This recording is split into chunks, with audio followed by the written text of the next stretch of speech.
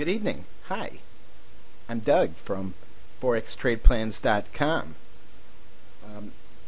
I am recording this video to present to you the second version of a spreadsheet that I recently designed, and I'm going to call it Trading Console. I don't know if that's going to be the name I'm going to always use.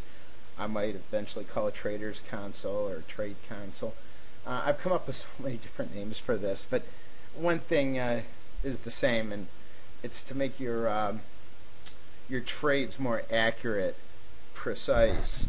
I can't really exactly explain how I came up with this idea. What I was really trying to do was I was trying to put together a way of calculating pivot points. You see, I'm a trader that likes to use pivot points. I believe in them, and I'm going to show you why I believe in pivot points before we go on. Because for you to really endure this video, you have to believe in pivot points also. So let me take you to one of my profiles that I use that uses pivot points. Just for the sake of this explanation, I'm not going to spend too much time here on this. This is the euro dollar, and what you're looking at is the daily pivot points, and these are daily pivot points are displayed best on an hourly chart. So what you're looking at is an hourly chart with daily pivot points. This white line here is the central daily pivot from yesterday. It's a new day now. It's a new trade day, so now a new set of pivot points is beginning to print. As you can see over here, zoom in a bit, make it a little easier for you to observe. So right now, this is the new pivot point. These are the new pivot points for today. At the moment, price seems to be living on the pivot point. I'm sure that will change later on, but let's take a look here. Price yesterday came close to the pivot point and then dropped. It was a very quiet day yesterday. The day was mostly range bound. Started out range bound here, and then some news came out and moved price all the way up here. As you can see, we got a doji, a hangman, I guess you could call it. They call it. A lot of people looked at this as a buying opportunity. I actually looked at it as a selling opportunity, and I actually entered a short up here for other technical reasons besides this pivot point. Actually, this pivot point had really nothing to do with me entering this trade. It was actually an EMA that got me in, and a fib. But anyway, price fell, and it fell all the way down to the daily M1, right down to the pip pretty much, and then bounced up. And here's the here's the daily S1. I'm sorry, this is the daily M1. Look what happened here at the daily S1. It came over here and it touched it, it breached it, and then it came back up. It had a tough time over here, and so it was observed, and then it came down here, it touched the M1, and then it actually double bottomed over here, and then it came back up, and you know, price didn't know if it should break through it again or not, and it did, and then it retested it, and then it bounced off it a couple times. So daily pivot points are highly observed. Let's take a look at another one. The day before that, this daily pivot point was observed, and this is the thing about pivot points. They're not hindsight indicators. They're not lagging indicators. These pivot points, they print before the trading day. I mean, before price action starts. These pivot points here will stay at this exact same level. So you can't say that pivot points are being altered. You know, they're not being moved around. Price is truly respecting pivot points. It respected it here. It respected it here. I mean, yes, it broke. I mean, a pivot point isn't like a force field where it prevents price from breaking. It's going to be respected, and a pivot point is very useful because when price hits the pivot point, like in this particular case, it breached it. This is a good short opportunity, but you're not going to short here. You're going to short on the retest right about here. You know, this would have been a nice little a fib opportunity. See? Price came down, breached it, came back up. You could have got in here on the retest. Would have been a really nice little trade.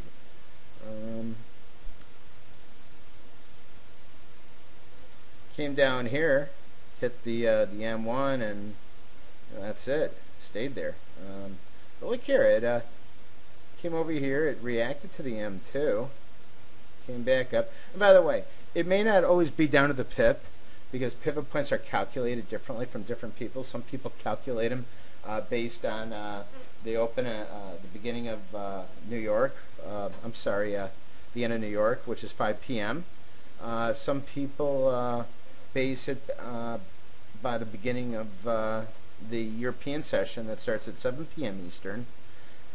Some people base it on the European or the London session.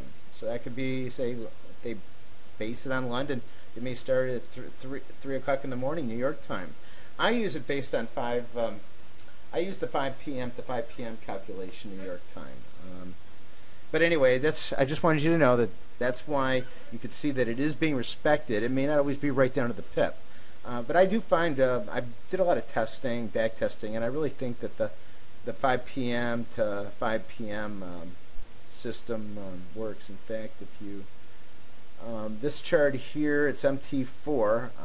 It's 4 hours later there than, I mean, on MT4 than New York. It's I'm really bad with time, explaining time to people. I get confused myself with this, but right now it's 7:45, so 19:45. It says 23:45 here, so you see, made a trader. It's a 4 hour time difference. But anyway, yeah. So pivot points are going to be calculated differently depending on which indicator you're using. Oh, let me show you. This is what I wanted to show you. Okay, if we go here to the actual pivot point indicator, you'll see how I have it set. I have this set as a start hour of 21, which is 9 p.m.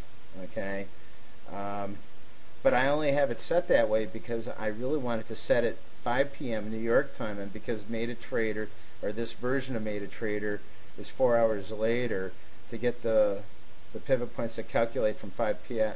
to 5 p.m. I have to set it at 21. By the way, I'm not trying to make you dizzy with pivot points. In fact, I'm going to add more and more, just by explaining this, I'm adding more credibility to the spreadsheet I've developed.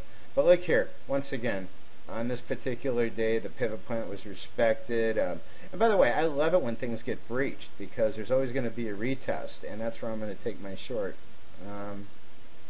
Look here. Price here, it hit the pivot point. It was above the pivot point. It just basically breached it, but then it came back up and almost to the pip. I mean, a few pips off. I remember this is just an hourly chart, so you know, if this pivot point was at 43.71, but the low of this candle was 43.56, it's 15 pip difference. It actually came down, breached it. It almost hit this the M2, and then look at what happened. And it reacted off the it reacted off the M3. See, it came up, looked downward, came up, hit the daily R1, came back down, retested it. And look at this. It came up here, it hit the R3, reacted, bounced back down, fibbed, and hit the R2. And this is a perfect example, by the way. This is a perfect example as to why pivot points and fibs together are very powerful.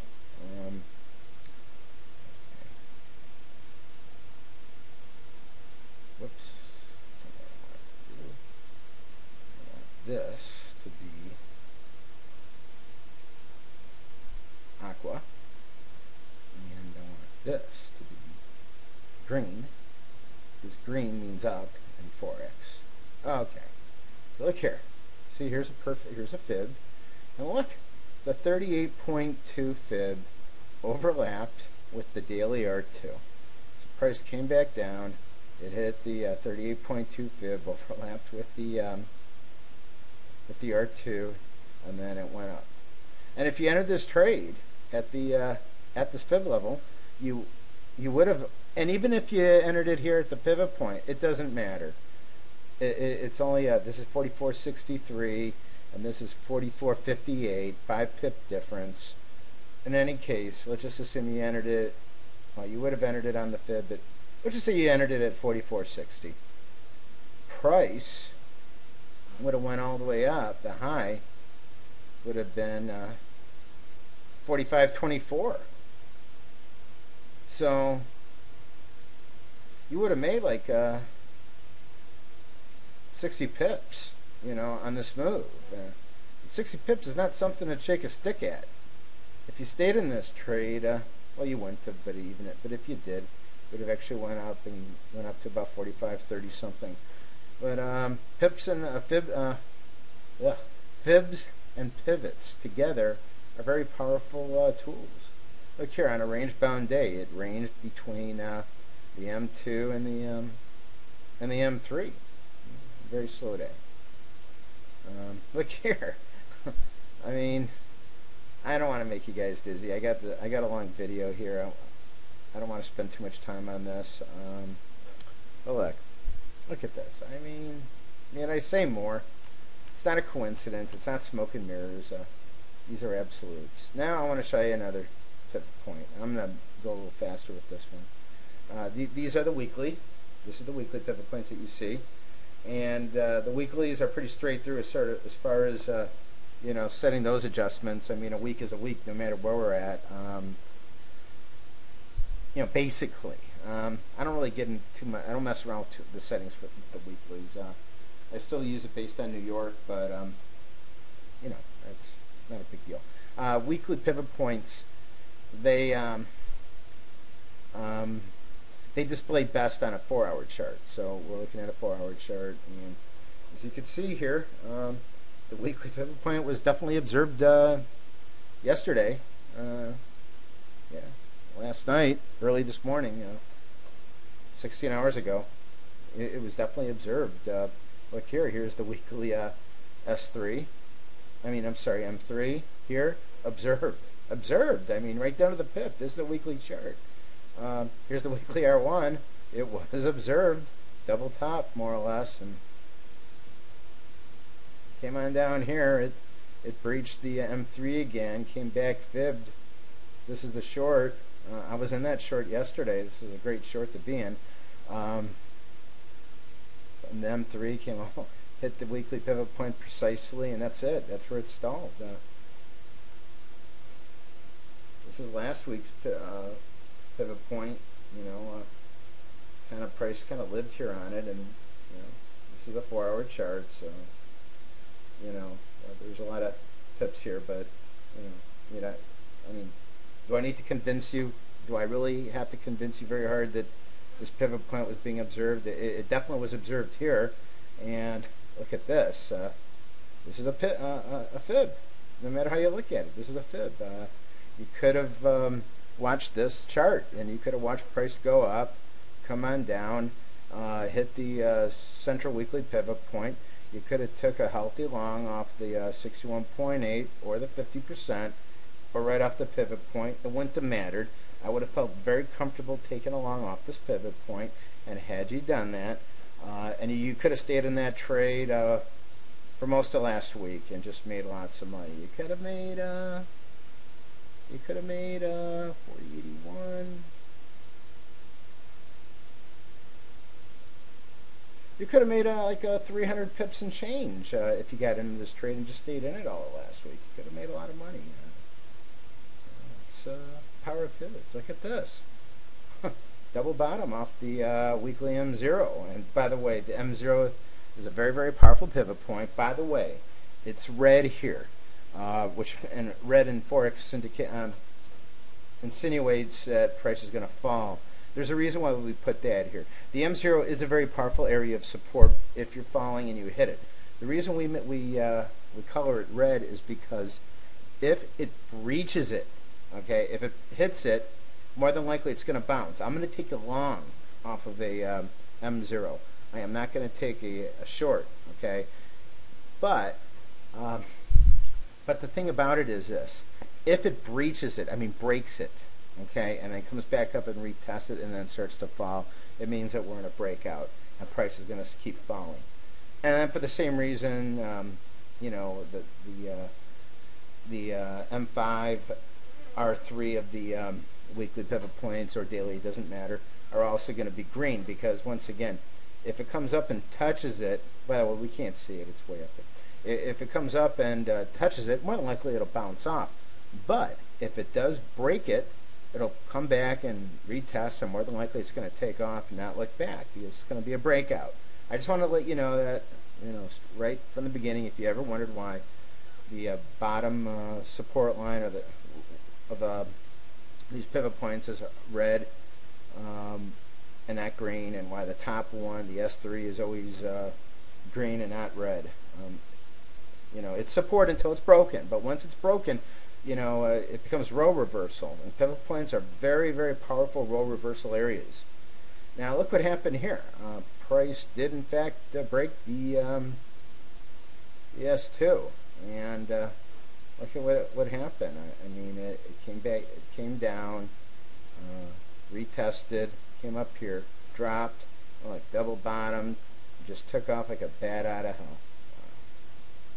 All right, now, last but not least, I don't want to get you dizzy with pivot points, but pivot points are how I trade. This is the monthly. And by the way, this is not an indicator here that you're looking at. I do have it as an indicator, but since it's a once a month type of deal, I like to do it freestyle. So what I do is I set them myself manually. What you see here is between these two vertical lines, it's all the last month. It's last month's action. One of these is not a pivot point. One of these is last month's, yeah. This line here is last month's high, previous high.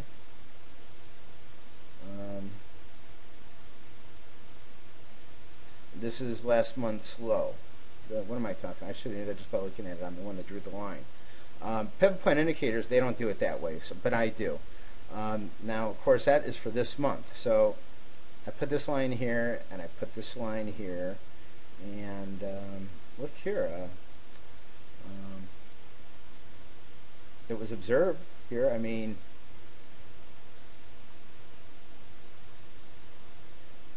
no, I'm sorry. It wasn't really observed. I'm not going to lie and say it was observed. It broke right through here. What was observed was the M1.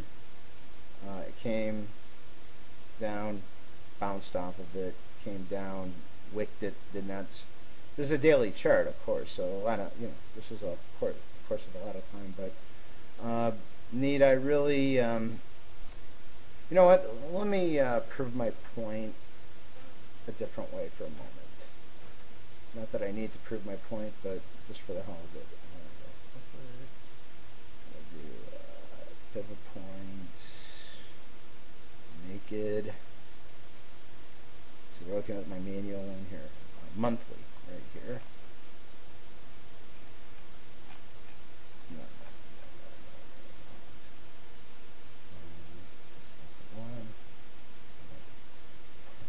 Sorry, bear with me.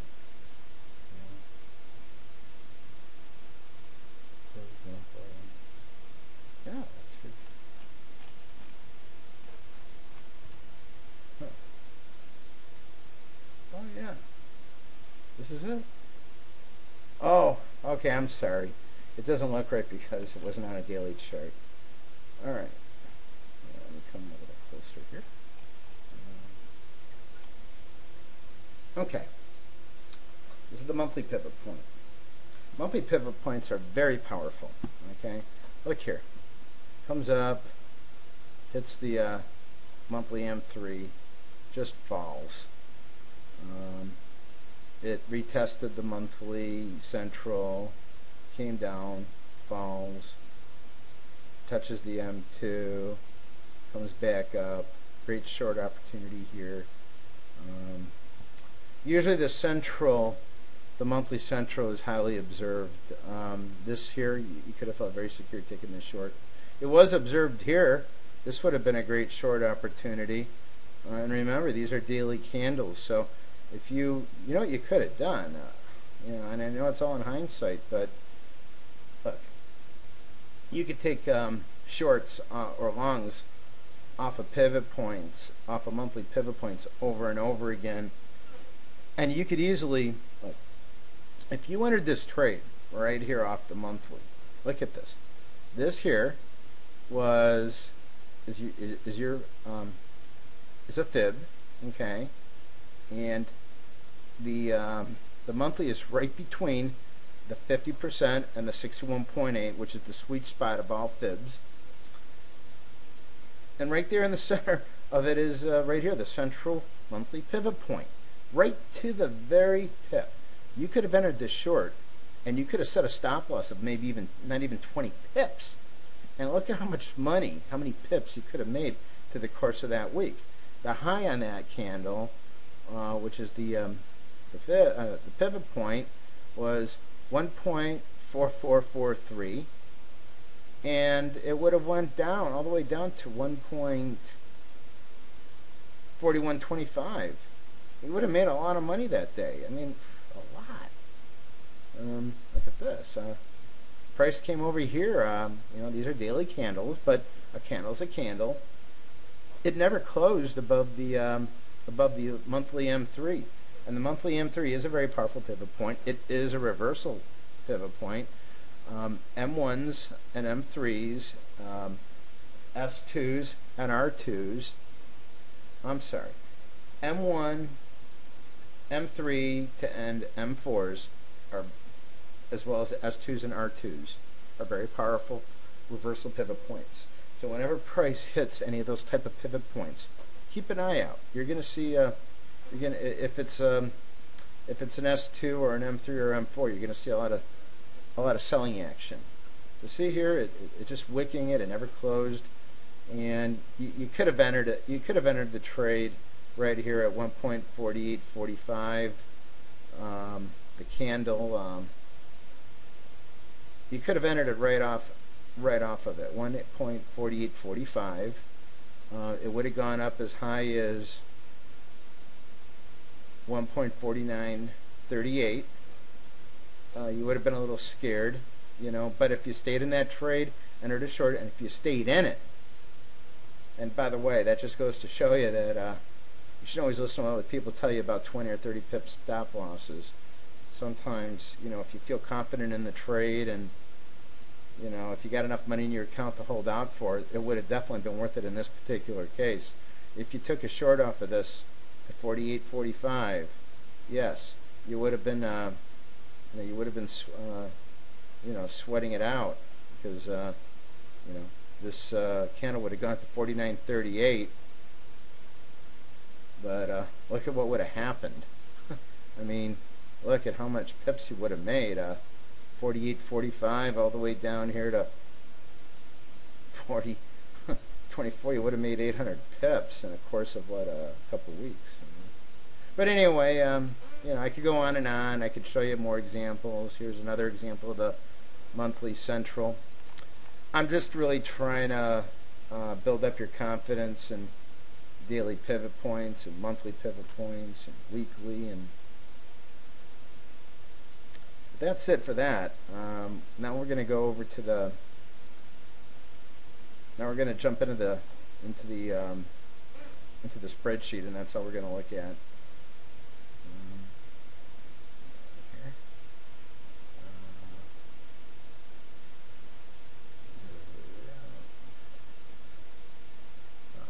This is going to be our test chart that we're going to use.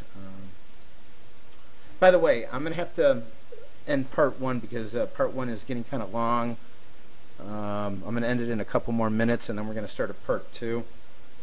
My guess is that this video could be end up being a three-part video. I hope you enjoy it. See this red line? We're looking at a 5-minute chart, and you're looking at this little zone here. Now there's a lot of candles in between these two red lines.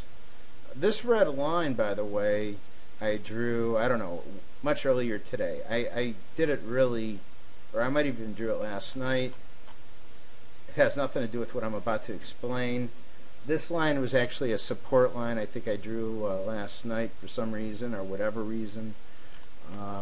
But the line that I really want to talk to you about is this line right here.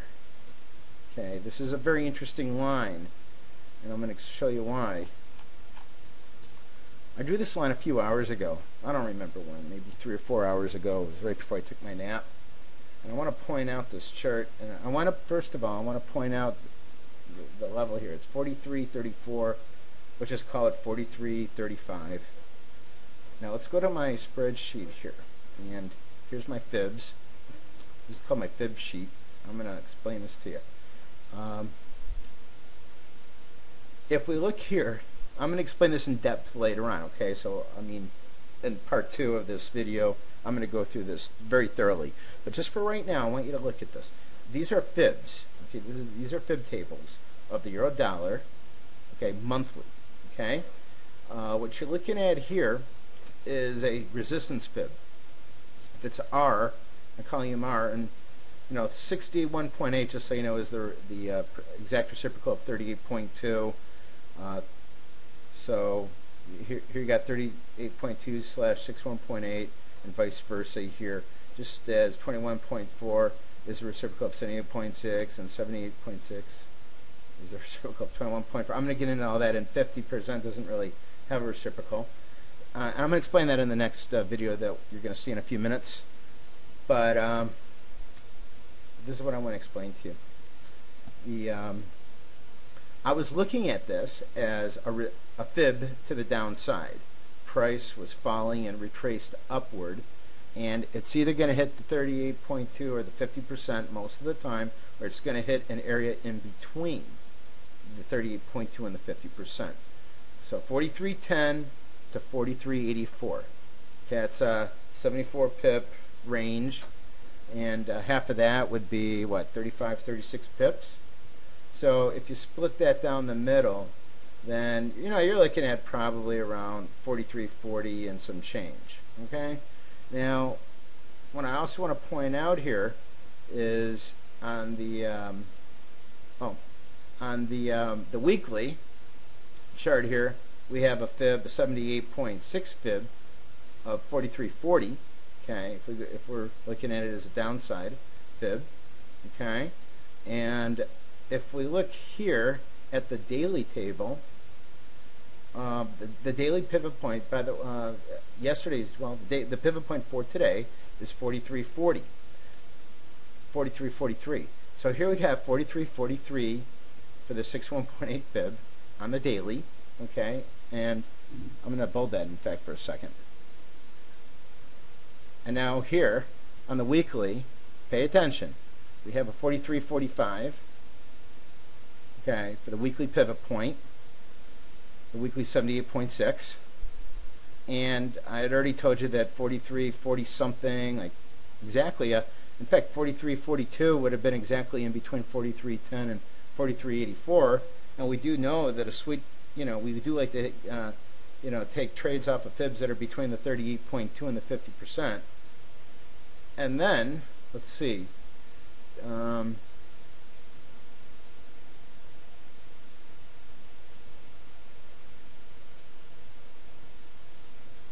well, that's about all the confluence we really have there. I mean, you know, you got here 43.30 and 43.32, but I'm not gonna, you know, that's meaningless. But what is important is these two right here.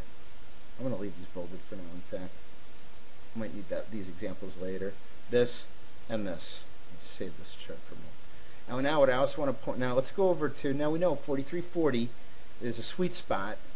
Okay, 43.35, that area is a sweet spot. So now let's look at the pivot points.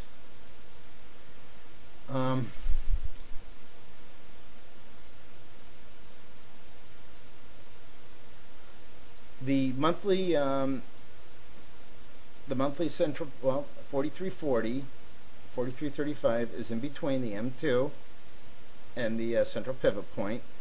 And if you are if price is underneath the central pivot point and it hits that central pivot point, more than likely in that area it's going to fall. And in fact, this is basically, you got to look at it this as a zone. Anywhere between 42.87 and 44.23 price could fall.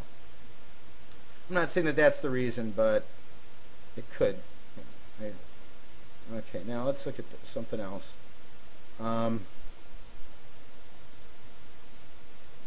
Same thing here, 42.71 to 4,400. We're in a zone here where there could be some type of a reaction. Look at here, the daily pivot point, not fibs, but the daily pivot point is right here at what? Today's daily pivot point is 43.28, and count 3 is 43.66, but that didn't play a part here. This did though. And the 4-hour pivot point, which I don't know if that was the 4-hour pivot point a few hours ago, but it doesn't matter. I know it was pretty similar. I know the 4-hour pivot point didn't change much in the last few hours. But look, 43.33. So we have a lot of junk in the trunk, as they say. And then there's another thing I want to point out. Let's go back to the fibs. These are retracements, okay? There's also such a thing as extensions, okay? And here we have pivot point extensions. If we look at the 4-hour, we got 43.40 here as a pivot point extension, 43.42, and that's it. So if we take that, I'm going to also bold that out. There's a lot of stuff in that area. So anyway, earlier today, I was looking at all this, and I went into this chart. I did this hours ago. I really did. I swear to God. I swear across my family's life. Okay? I think I drew this line before this first candle even hit it. I really did. And I was actually just watching it. And another thing, I was noticing that I had this trend line right here. And just so you know, I'm not explaining this to you in hindsight. I drew this trend line hours even before I even put this line here. Okay, this trend line, I drew it back when this. I was doing some analysis earlier. I was messing around with a naked chart. So I drew this trend line, and as you can see, here's where it intersects with. I hope I'm not boring you all, because I find this stuff very exciting. It drives me nuts. I love this stuff. I love it more than going to the carnival, and I love carnivals. So anyway, I drew this line here, and I was thinking, I wonder what would happen here. And I wasn't trading because it wasn't during the time of the day that I trade. I don't trade at like 3 or 4 o'clock in the afternoon. It's just the time I don't trade. But had I been trading, I could have kept getting into these little 10-pip scalps over and over again. Anyway, here's the line, 43.35, right in that area of where we were, what we were talking about. Right? 43.35. So there were some other reasons why I set it at 43.35. Maybe it was because 43.26 and 43.43, I was trying to be in between that area. But anyway, I set it at 43.35. This line was already here. And look what kept happening. Another way, 43.25 to 43.34. So you got a 9-10 pip zone over here.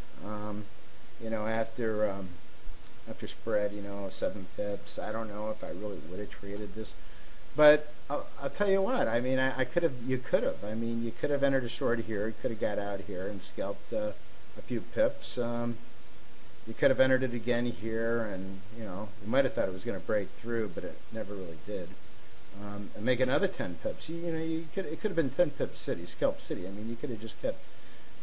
If you're the type of trader that likes to scalp 10 pips at a time, over and over and over again, you would have had a field day over here. It would have been scalper's paradise. Of course, scalpers aren't using my spreadsheet, so they really went to the known that they could have done over here. But look at what's happening now. Price is beginning to fall. I mean, we are falling now. I mean, we've made a lower high. Look here, we made a lower low. We're no longer staying above this line. And had you gotten into this line either 43 at 43.34, you would have already been up, and you stayed in that trade, you would have already been up 17 pips. I mean, look, 17 pips doesn't excite me. Even 20 pips doesn't excite me, okay? I'm a trader that I'm looking for 80 to 160 pips a day. I really am. I mean, I'm not trying to sound arrogant. I am by no means at all whatsoever am I an arrogant guy. I'm not super trader. I'm really not.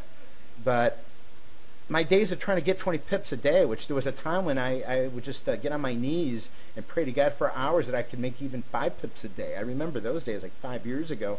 Back then, I would enter a trade, and within 20 seconds, I would already be 15 pips minus, and and then 60 pips minus or 20 pips minus, and I just for the life of me, I couldn't even get into a trade and see myself in profit. I would have done anything to make 5 pips a day, and then there was a time when I was thinking to myself, gosh, I would have done anything to make 10 pips a day, and then 20 pips a day, it seemed impossible. I never had 20 pip days. Well, to me, 20 pips, it's a joke. I talk to people all the time. They just tell me they wish they could make 20 pips a day. 20 pips is easy. In fact, my bad trades, before my bad trades become bad, they're already up in profit 20 to 30 pips before they go bad. Because I'm not trying to make the 20 pip trades. I'm trying to get into the 50, 60 pip swings. That's really what I'm trying to do. I mean, if I was a trader that just aimed at making 20 pips, 20 pip trades are my goal, I would just do it, over and over and over again. In fact, if I set a rule that every time I got into a trade and was up 20 pips and exited, I probably would have done this 5 or 6 times a day. I do have many losing days. I have bad days. I mean, I've had 3 or 4 bad days in a row because I'm really trying to get into the 100 pip, 80 pip moves. But had I just stuck with those 20 pip goals and just kept doing it over and over again, who knows? I'd be making maybe a couple 100 pips a day, and maybe I'll start doing it that way with this new spreadsheet that I've designed, and I'm going to explain all that to you in just a little bit on it, in the next video. But really, what I wanted to do was I first wanted to emphasize to all of you the importance of pivot points and fibs and fib extensions and Fibots. And all a Fibot is a fib extension. We use fib extensions to validate pivot points, and I'm going to explain that in the next video. But the purpose of this video, I actually planned on getting into the Excel spreadsheet during this video, but before we did that, I really wanted to validate the importance of, or emphasize the importance of fibs and pibs. But look at what's happening right now. We're breaking. We're going to fall, and I kind of knew today would be a down day. I don't want to speak too soon because I don't like to put my foot in my mouth. But this has proven to be a very important area, and I just displayed that to you with this.